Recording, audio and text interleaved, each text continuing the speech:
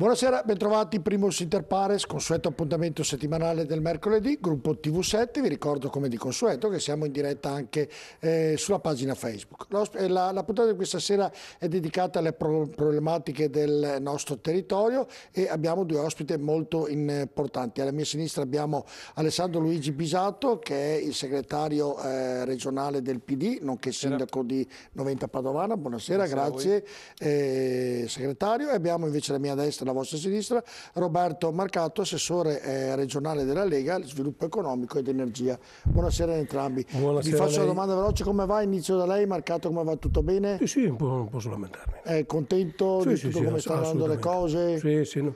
Non c'è mai limite al peggio, per cui io sono contento. Lei, ottimista per contento? Io seguo l'avvicendarsi delle faccende quotidiane amministrative mie del comune e poi anche quello che succede in regione.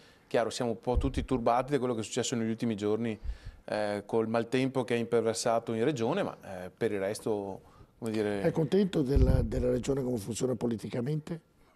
Politicamente avrei molte cose su cui appuntare l'attenzione. Devo dire che in termini di emergenza, ma qua è un sistema più generale, al di là di chi lo guida o di chi non lo guida, il sistema della protezione civile veneta è ai massimi livelli perché un gran lavoro si era fatto nelle province, perché un gran lavoro lo mette in campo il volontariato e da questo punto di vista la regione... Contento, si può sempre migliorare. Però ad esempio in queste ultime settimane quello che è successo dà da pensare, ecco, io politicamente devo appuntare altre cose, ma ad esempio sapete che ho lanciato una sottoscrizione che farà il Partito Democratico Veneto domenica prossima di raccolta fondi facendola confluire sul conto corrente regionale. Noi non è che vogliamo distinguerci da raccogliere i nostri 4 soldini per far vedere che siamo i più bravi della classe. Noi diciamo c'è un problema in Veneto, sosteniamo la causa dell'istituzione. Poi abbiamo politicamente qualcosa da ridire, potrei anche dirlo subito. No, ma aspetti così, perché abbiamo tante cose, perché prima abbiamo... Cosa? No, ma volevo partire, io volevo sentire, invece aveva iniziato nel fare i complimenti per quanto riguarda l'emergenza e questo fa onore ovviamente meglio Alessandro o Luigi? Mi chiamano Alessandro, ma l'anagrafe è Luigi, quindi posso usarmi queste due... Tutte e due, lei cosa preferisce? Dire, Alessandro, mi hanno sempre chiamato tutti Alessandro. Allora la chiamo Alessandro Bisato. L'ho visto, è stato davvero da fare i complimenti, da fare i complimenti alla Regione per quanto riguarda l'emergenza, poi invece tutte le altre cose ne parleremo subito dopo. Perché? Perché abbiamo collegato l'assessore Contin, che come di consueto viene a trovarci le nostre puntate e ovviamente deve dirvi qualcosa. Allora diamo la linea a Gaetano. Grazie per la linea, un saluto a tutti voi in studio. Qui con noi, ospite di consuetudine ormai, l'assessore Ciano Contin, leader del movimento politico. Molto buio, fermo chiaro, senz'altro. Buongiorno a tutti, buonasera a te, piccolo Gaetano, e a tutti gli ascoltatori in linea. Bene, ascoltatori che ci seguiranno per questa oretta e mezza di trasmissione. Quanto sei che devo stare qua? No, lei se vuole può andare via prima, però la gente da casa ha il piacere di ascoltare gli ospiti di Giorgio per un'oretta e mezza, il tempo della trasmissione. Un'ora e mezza, questo che ti dica, un'ora e mezza. Stacco con le barzellette a un certo punto, argomenti. No, assessore, allora, veniamo proprio a noi. Intanto la voglio ringraziare. Grazie a lei. Perché non è così scontato che una persona che occupa il suo ruolo politico poi venga anche qui in trasmissione ad affrontare i problemi in prima persona. Senz'altro, è corretto, accolgo il suo ringraziamento. È vero, d'altronde io sono assessore onorario, pertanto ho anche i miei impegni. Cosa significa, scusi? Onorario? 10 e mezza, 11 mattina, onorario, come sveglio vado in comune, se no stavo a casa. Sì, quindi gli impegni sono quelli che ha prima. Prego, quindi. Ma io ritengo che sia più importante che un politico comunichi le cose che fa ai cittadini. Per questo noi di Molto Buio Fermo Chiaro abbiamo aperto un oblò proprio su internet. Scusi? Abbiamo aperto un oblò su internet. Un oblò, sarà un blog. Mica siamo in barca, scusi. Ma non te navighi in internet, verremo un sito. Abbiamo aperto un sito dove che noi elenchiamo le nostre proposte. I cittadini votano e quelle che votano poi noi le realizziamo. Questa è una bella iniziativa. Come si chiama questo sito? Sito d'accordo si chiama. Perché proprio... No, perdoni la bueada, ma ci sembrava il nome più consono per questo tipo di attività. E la gente vota in modo che quello che vota di più noi altri femo, così ci abbiamo voti anche dopo. Allora, questo è ignobile, questo è ignobile. Troppo buono, grazie. Non è un complimento, piuttosto vogliamo elencare quali sono i progetti da far conoscere ai cittadini. Prego. Parliamo di cose concrete, no di aria fritola, noi vogliamo andare senz'altro sul concreto. Allora, il primo progetto è un progetto che riguarda la sana alimentazione per i più giovani. Bello. Sì, l'ha fatto in collaborazione con la macelleria da Mecogna, e lo chiama Lardo ai giovani, proprio Lardo ai giovani. senz'altro. Sana alimentazione. Sanissima. Il secondo invece è un progetto di educazione sessuale, che serve anche a questa, ma l'abbiamo fatto in maniera un po' innovativa, l'abbiamo unito alla musica. Bello. Il progetto si chiama Tromba per principianti, questo è il nostro progetto. Per piacere. C'è anche il secondo livello. Ecco, ma no. Per l'anno prossimo abbiamo già pensato al secondo livello, i segreti dell'organo. Questo è il secondo, dopo se c'è un esame anche da superare. Lasci stare. Il terzo progetto invece riguarda proprio la vicinanza di noi politici, dell'amministrazione ai nostri cittadini. Allora annuncio che dal prossimo weekend, sabati e domeniche, amministrazione in piscina. Saremo in acqua, che siamo me, il sindaco, gli altri assessori, con i braccioi e i salvagenti. Che tipo di iniziativa? Perché vogliamo ricevere i cittadini a bordo piscina. Loro ci stanno a bordo piscina, noi noiamo, siamo là con i nostri salvagenti e incontriamo i cittadini. Come si chiama il progetto? Noi non ci neghiamo mai. Sì, con i braccioli. Con i braccioli non se neghiamo, no, certo. Ma anche ai cittadini non ci neghiamo, che è doppio senso. Allora, che dire, ti ridiamo la linea, Giorgio, un saluto a voi in studio, un saluto anche dall'assessore Ciano Contini. Senz'altro. Noi non ci neghiamo, perché te che salvagente non te neghi di sicuro. Ovvio che sì. Forte.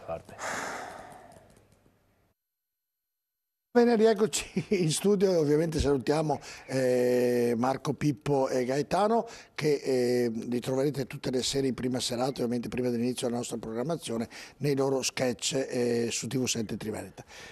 Adesso possiamo continuare. Lei aveva detto cosa voleva dire, che stava sfogandosi già all'inizio.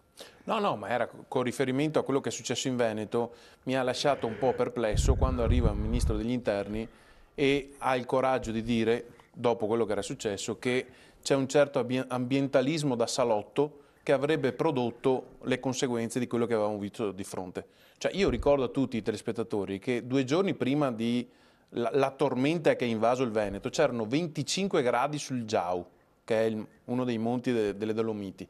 Cioè, questo testimonia che c'è un cambiamento climatico in atto di cui bisogna prendere atto. Non si può far finta di non vedere, di dire che non vengono dragati i fiumi, non vengono tagliati gli alberi. Qua è un qualcosa che è più grande di noi.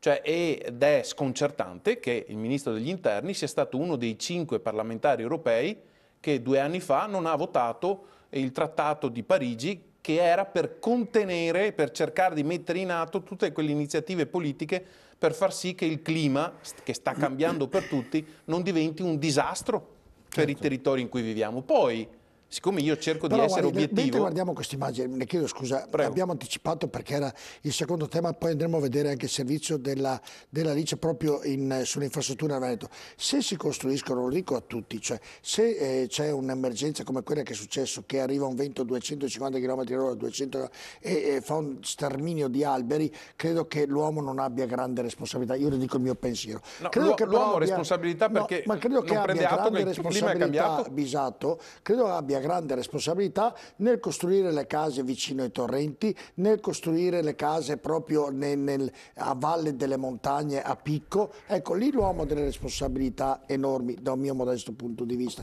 Non sicuramente su quello che è successo la settimana scorsa per quanto riguarda quel vento a 200 e passa km/h che ha rovinato davvero le nostre montagne e le Dolomiti. Chiosa finale per poi lasciare interlocuzione anche a chi altro c'è qui con me in studio. Io non do responsabilità ai veneti o al presidente Zaia perché è arrivata un uragano che ha sommerso e ha buttato giù decine di migliaia di 300.000 alberi in quella parte del Bellunese. Io contesto il fatto, e nemmeno il fatto, che in questi ultimi anni non siano state messe in atto una serie di aggiustamenti che sono ancora poca cosa, ma che non si venga a dire che come dire, il Veneto guidato negli ultimi 25 anni, non 2 mesi e mezzo, 25 anni dal centrodestra, debba rimandare le responsabilità a qualcun altro. Qua siamo in un mondo che è interconnesso anche da un punto di vista ambientale, che se non cambiamo il nostro atteggiamento, rendendolo in maniera molto stringente nei confronti dei cittadini che certamente non potranno continuare a vivere nelle aree golenali e magari bisognerà dargli qualche soluzione, che bisogna continuare a fare le casse di espansione e completare l'idrovia, che bisogna fare interventi, trovare risorse, ci verrà in aiuto l'autonomia, però che non sia sempre colpa di qualcun altro. Certo, la risposta ovviamente. Volevo anticipare, facciamo così, poi vediamo il servizio perché abbiamo già sfasato la scaletta. Una delle cose però che vi dico anche a lei, Roberto Marcato, io ho visto quando c'è stato il brutto tempo le immagini del fiume che passa sotto il ponte di Bassano e mi sono chiesto, se io fossi un alpino e quel ponte lì cade, io vado dal sindaco di Bassano, dal presidente della regione, poi dal presidente del nostro Stato a chiedere qualcosa mi arrabbierei in maniera folle, perché non è giusto, Roberto Marcato, che quel ponte da 20 anni sento dire che è disagiato e non ci sono i fondi per sistemare una cosa storica. Credo, non so di chi è la responsabilità, Menetol, credo che i soldi si trovano e si devono trovare anche per quel ponte lì, dal mio modesto punto di vista e dopo tutto quello che succede. Sì, sono due, era un discorso due partite diverse. Perché ho visto inquadrato, nell'immagine ho visto inquadrato il ponte. Ma anche tutti noi siamo rimasti con il cuore in gola vedendo quell'immagine. Lì si tratta di preservare un'opera che non è semplicemente un'opera, come dire, un'infrastruttura che serve alla mobilità, è anche un monumento, insomma, è carico di valori. Perché eccolo qui, perché non so se è questo, credo sia questo, sì. Perché Roberto Marcato c'è un ricorso tra due aziende, ma porca miseria, come avete detto voi tutti e due, siamo d'accordo su questo, almeno su questo. È un monumento. Questo è un paese drammaticamente straordinario. La ragione può anche intervenire, dico questo. Purtroppo chiedo, è una domanda. Guardi, noi siamo intervenuti, abbiamo fatto tutto quello che era possibile, però lì ci sono dei contrasti che se non vanno risolti da qualche giudice la vedo dura, insomma, cioè purtroppo il tema è questo. Sì, ma però, scusi Roberto, ma dopo parliamo adesso, perché ci tengo, quel ponte è come Venezia, una delle cose che amo della mia regione, ma dico, ma se cade poi alla fine cosa succederà? No, lo so. Hai capito? Cioè, se cade qui...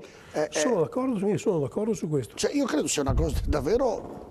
Non lo so di chi era responsabile. No, incredibile. Ma è una cosa che non ho un aggettivo perché un manufatto, un capolavoro, un monumento come quello lì. Sì, però lì è stata fatta una gara, sono stati assegnati di lavoro a un'azienda, poi è stata rimossa dall'amministrazione locale di Bassano perché non era conseguente a quanto previsto dall'appalto. Poi ci sono degli ulteriori ricorsi del secondo rispetto al primo, è un aggrovigliarsi di pratica amministrativa. Lo chiedo a voi che siete lei il sindaco. Come fa a intervenire? Noi non siamo la procura, domanda. Per cui il nostro limite amministrativo è quello. Ho capito, però può intervenire. Roberto Marcato, lo Stato può anche diminuire questa burocrazia e può dire, ma porca miseria, cominciamo a sistemare questa cosa.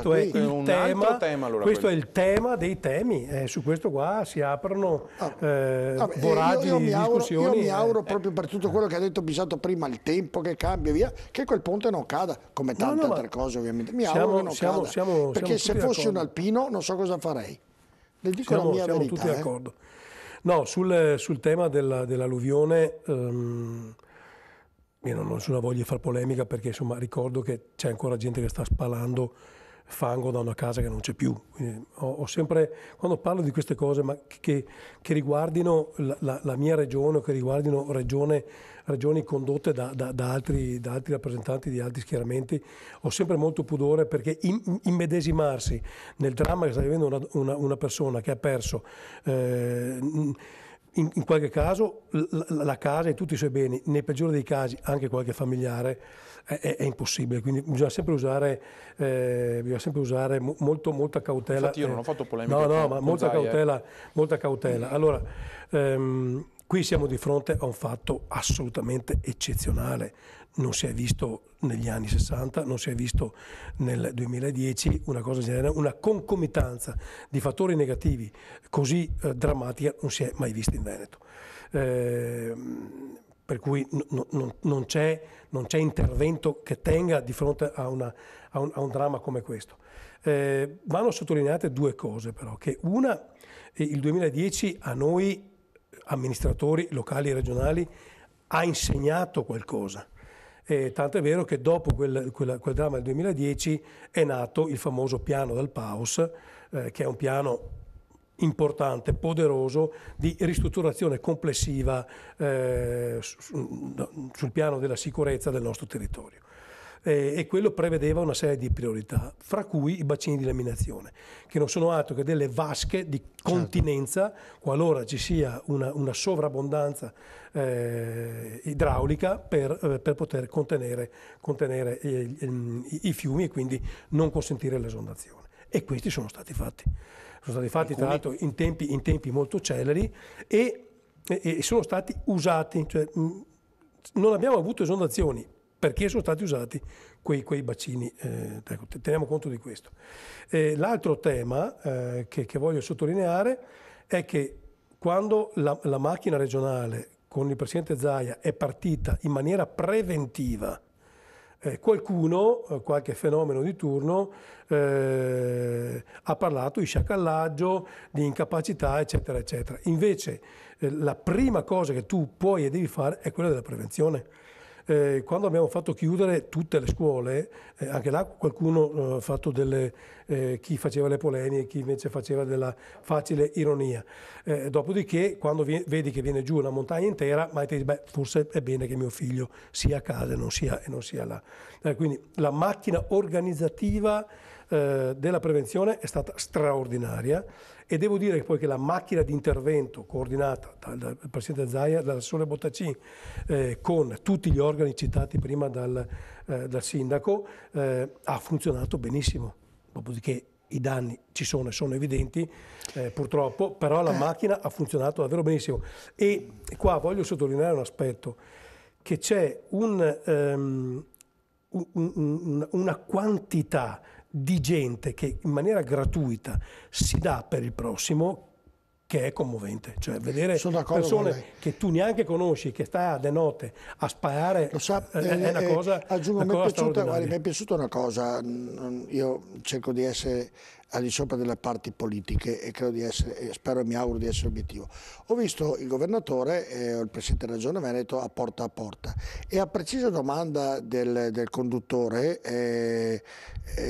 adesso cosa farete, cosa non farete, non ha detto, non ha come in altre Presidenti della Regione ha pianto il morto, ha detto niente, ci rimontiamo le maniche e ricostruiamo.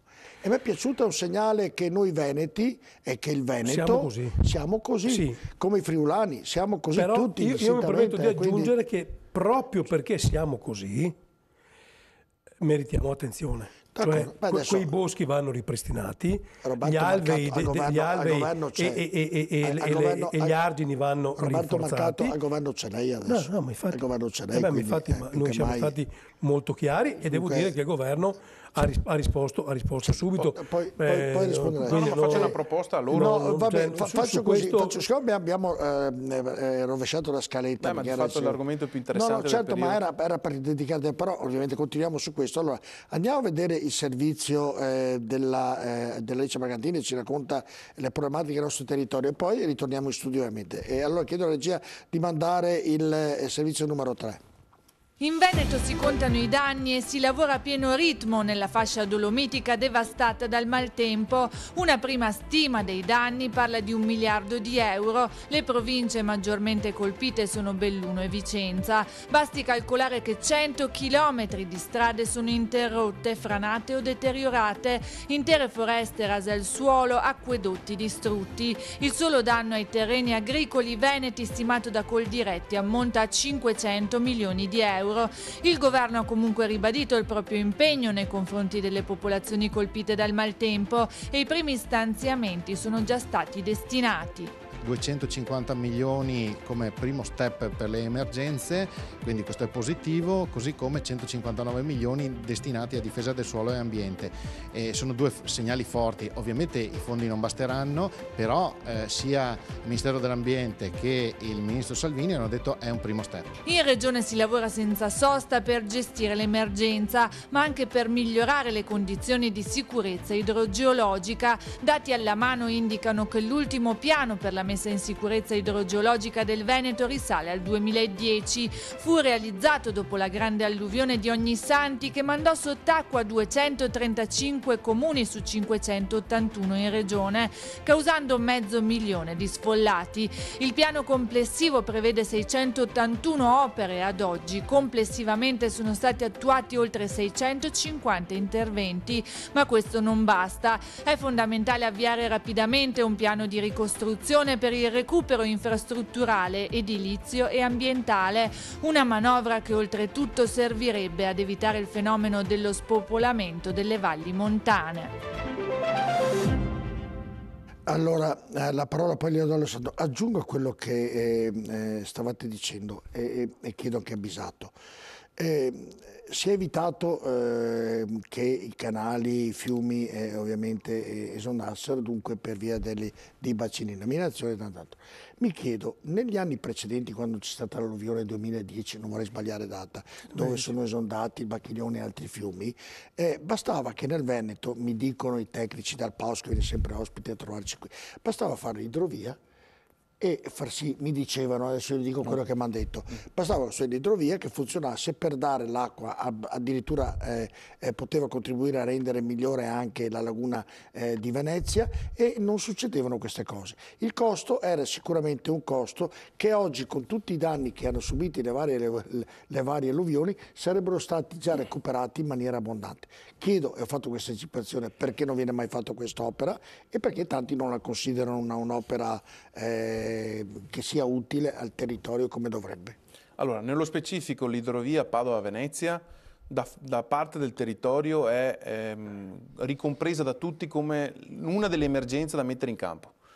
A dire il vero c'è un punto di discrimine in territori veneziani, in particolare Mira e un pezzo di Venezia, che ritiene che l'idrovia possa essere anche un modo per portare a mare come dire, i detriti e quindi con conseguenze ambientali anche negative.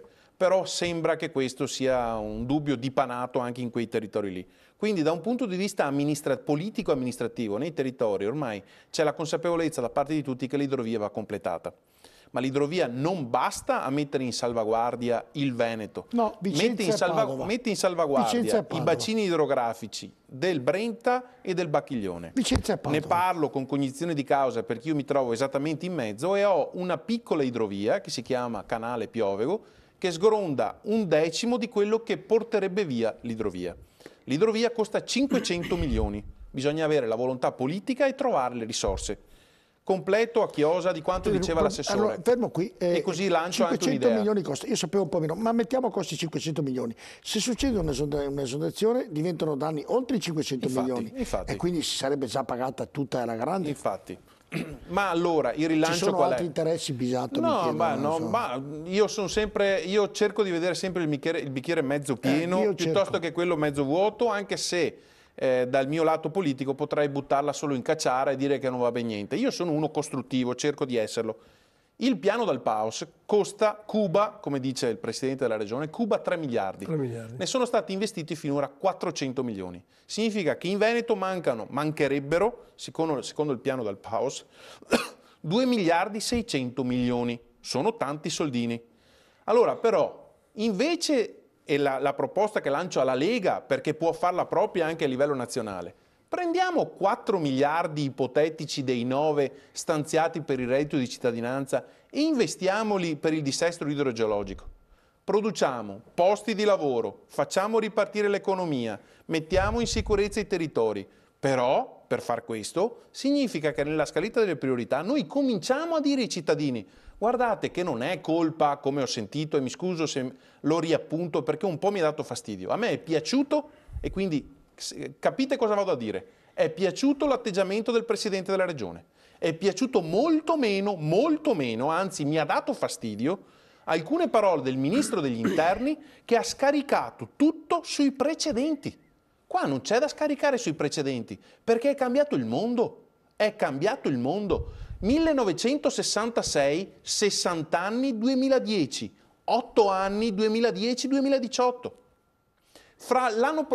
Potrebbe succedere fra 6 mesi, fra 2 anni. Le bombe d'acqua nei quartieri di Padova, di Treviso, di Venezia capitano ogni 3 mesi ormai. Prima te ne ricordavi uno per generazione. È cambiato il clima. Quindi? È cambiato il clima. Bisogna cambiare l'agenda politica. L'ambiente inteso non come blocco, ma progresso, facendo opere che servano a mitigare l'impatto che l'uomo e l'ambiente e il clima hanno avuto sul vivere quotidiano. Si trovino le risorse. Chiudo. Anche la Regione deve iniziare a fare la sua parte, perché i geni civili, il genio civile è la competenza a ogni provincia per la gestione della manutenzione ordinaria e straordinaria degli argini, non delle vasche nuove di laminazione da fare, che sia anche gli argini che già esistono, che non devono, sono bucarellati da tutte le parti, che bisogna mettere a posto. Ed è anni che non si mettono risorse là, perché le vasche chiedono risorse nuove, rendono anche un po' di più in termini di emergenza, ma vanno messi a posto anche gli argini dei 90, del Ponte San Nicolò, del Bovolenta e di tutto il Veneto. E allora, se serve, si trovino risorse nel bilancio di previsione dell'anno prossimo. Questa è la proposta che lancio a loro. Allora, già subito, fra 15 giorni. Insomma, le parole sono importanti. Dire che la Regione deve iniziare a fare qualcosa, dopo che ha fatto opere per 400 milioni, opere che hanno consentito ai fiumi di non esondare e quindi di non mandare sott'acqua interi quartieri, la trovo un po' un'affermazione eufemistica, primo. Secondo, io ai cittadini che ci stanno ascoltando, sia quelli che hanno subito i danni, sia quelli che non li hanno subiti, a questi cittadini che domando, a voi interessa così tanto la frase del ministro Salvini, che poi non è esattamente come ha detto lui, ma poi ve la riporto. Com'è? Me lo dica. No, che ha detto che a volte ci sono questi ambientalisti da salotto che impediscono degli interventi che andrebbero fatti, e io condivido assolutamente. Ma questi cittadini... Sì, così no, non ha detto proprio così. No, ha detto, beh, andiamo a vederci il video, l'ha detto così. La battuta, perché mi è stato chiesto, se no non avrei interrotto l'interlocutore. A me è dispiaciuta la banalizzazione. Cioè noi abbiamo un ruolo pubblico, ma non è se noi abbassiamo il tono e diciamo tutto sommato, come dire, siccome noi abbiamo tagliato l'albero dal greto e hanno tolto via 4 sassi, è successo quello che è successo. No, non è questo, non è questo. Guarda, ti faccio un esempio sciocco che non c'entra, che succede Forza 3 nulla. Solo in America. Allora, io ho realizzato la pista ciclabile, quella sui colli, no? La pista ciclabile sui colli e assieme all'anello ciclabile dei colli, e la Treviso Ostiglia, ok? Opera base. Io ho dovuto combattere per un anno contro queste associazioni ambientaliste che non volevano che io asfaltassi né l'anello dei colli né la Treviso Ostiglia, perché asfaltarla significava andare a compromettere un equilibrio vegetale, arboreo, eccetera, eccetera, che comprometteva poi tutta una serie di altre situazioni, il fringuello, il merlo maschio, tutte queste cose qua. Ma ho dovuto combattere un anno che ho perso con sta gente. E quando poi adesso invece se lei va nella Treviso Ostiglia sabato domenica è pieno così, lo stesso dicaci per l'anello dei colli, perché così con l'asfalto intanto dura, perché i comuni non ha skate per fare, tanto dura, ci possono andare sia le mamme con il passeggino sia i disabili, d'accordo? E questo bosco lineare è rimasto tale e quale. Cioè, avessi ascoltato quelle resistenze ambientaliste, io avrei fatto un'altra cosa e oggi non avremo né l'anello dei colli né... Sì, però altrettanto bisogna dire che non si può impermeabilizzare di più il territorio, perfetto, cementificare di più il territorio. Ma attenzione, contemperiamo siccome le parole sono pietre. Salvini non ha detto quindi dobbiamo continuare a cementificare. Non ha detto questo, ha detto solo che bisogna stare attenti perché c'è un ambientalismo da salotto che a volte impedisce azioni che sarebbero importanti. Quindi questo va detto. Ma ritorno, ai cittadini che stanno ascoltando, gli interessa questa frase qua o gli interessa che il ministro si arriva qui? Perché ragazzi, ai cittadini veneti interessa questo, come che interessa di qualsiasi ministro, che sia del PD, che sia della Lega, che sia di Forza Italia, che sia del Movimento 5 Stelle, interessa questo. Sul fatto della proposta, e mi domando a lui, perché non hanno accettato la mia di proposta? Quando è successo il terremoto 2 anni fa che ha devastato il centro Italia, è uscito uno studio che sostiene che servono grosso modo una 50 di miliardi per mettere in sicurezza da un punto di vista sismico tutta l'Italia. 50 miliardi. Io ho fatto un calcolo molto semplice, ho detto noi destiniamo 4 miliardi all'anno per l'accoglienza, facciamo un mutuo, un prestito di 12 anni, d'accordo? Anziché darli a qui che arriva dal Maghreb, li diamo per la sicurezza sismica del nostro paese, in 10 anni noi mettiamo a posto tutto il paese. L'ho detto che è una vaccata. Che, no, allora, non è una vaccata, che è la cosa, è la solita una semplificazione. È per uscire dall'angolo, rispetto a un problema. Se riporta in campo i immigrati perché rende. Perché c'è una sorta di supponenza intellettuale della sinistra, per cui se lui dice anziché fare il reddito di cittadinanza, date i soldi al Veneto, sapendo che non è che tu puoi decidere un provvedimento di carattere nazionale, te dici che avremo via 4 miliardi, gli diamo al Veneto, anche lui no, che è amministratore... ho detto per tutto il sistema Italia. Intanto per partire... Per tutto il sistema Italia sarebbe 200 milioni, fa niente, vabbè. No, ma non importa. Allora, se la fa lui...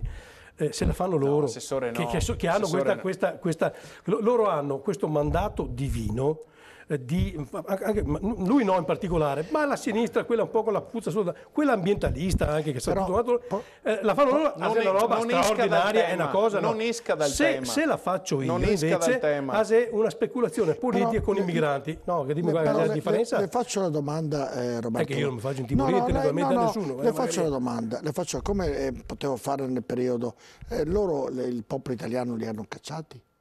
Oggi comanda la Lega col Movimento 5 Stelle, loro sono fuori, quindi le decisioni della programmazione del nostro Stato non può più rinfangarle il partito su di loro. Guardi, io sono stato amministratore in comune, in provincia e regione, mai una volta mi sono dato in consiglio dicendo prima. Roberto Marcato, io credo che un paese forte abbia bisogno di un governo forte e di un'opposizione forte. Loro sono all'opposizione, ma decide il governo, alla maggioranza c'è il governo e quindi oggi le decisioni... 2 minuti dopo l'alluvione si è venuto il governo e ha detto questo è l'assegno. Come ha fatto Berlusconi, che a volte giocano Berlusconi e Bossi e Zaia e Sevignui in provincia a Padova, eravamo là e hanno staccato una serie di 300 milioni che la volta là. Perché a chi ha perso la casa, gli interessa quello, a chi ha il fiume che lo vede dalla finestra della sua camera, che è lì per esondare, gli interessa che sia qualcuno che si preoccupa di mettere in sicurezza quell'argine. Tutto il resto sono cose straordinarie, ma gli stessi interventi che ha fatto il PD o il governo nei confronti del terremoto, sono tutte cose che vanno fatte e quando arrivano sono acqua benedetta dal cielo. Mi non vuol dire no, perché mi ha dati lo sviluppo economico può dire la sua per quanto riguarda l'idrovia? L'assessore allo sviluppo economico ovviamente le chiedo scusa. Ma allora, lì c'è un tema ambientale che come bacino scolmatore... No, sì, lo so, non dovrebbe... Ma lei... No, come bacino scolmatore ha una sua logica. Poi c'è tutta una serie di studi, c'è tutto uno studio come bacino di navigazione, lì è un rapporto costi-benefici. Cioè, allora, sarebbe bello avere... Sì, quanto lo useremmo questo? Qual è il rapporto tra il costo e l'opera? Sono due cose diverse. Certo, però farlo per navigare per capire se è utile.